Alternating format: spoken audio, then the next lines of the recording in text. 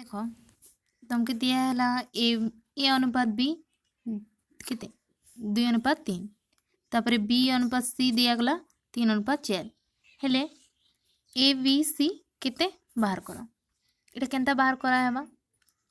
देखो अनुपात रे केनता तुमके ए बी दिया है बी सी दिया है हेले ए बी सी बाहर करो इटा केनता बाहर करा है देखो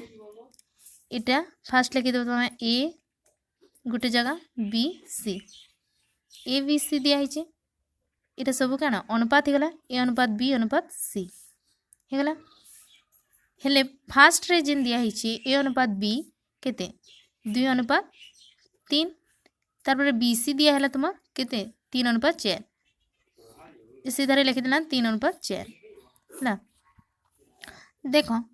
इति अनुपात आम के बाहर करमा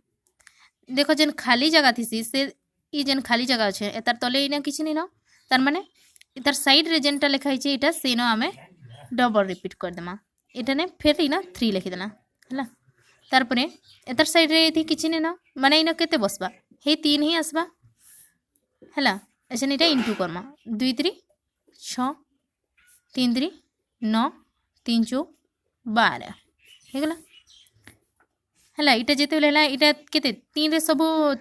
गुणन का 3 रे सबटा कटवा 3×2 6 3×3 9 3×4 12 हेले अतएव आम ये लिखिपारमा ए अनुपात बी अनुपात सी इज इक्वल टू केते 2:3:4 है इ प्रकार इटा एंदा आंसर बाहर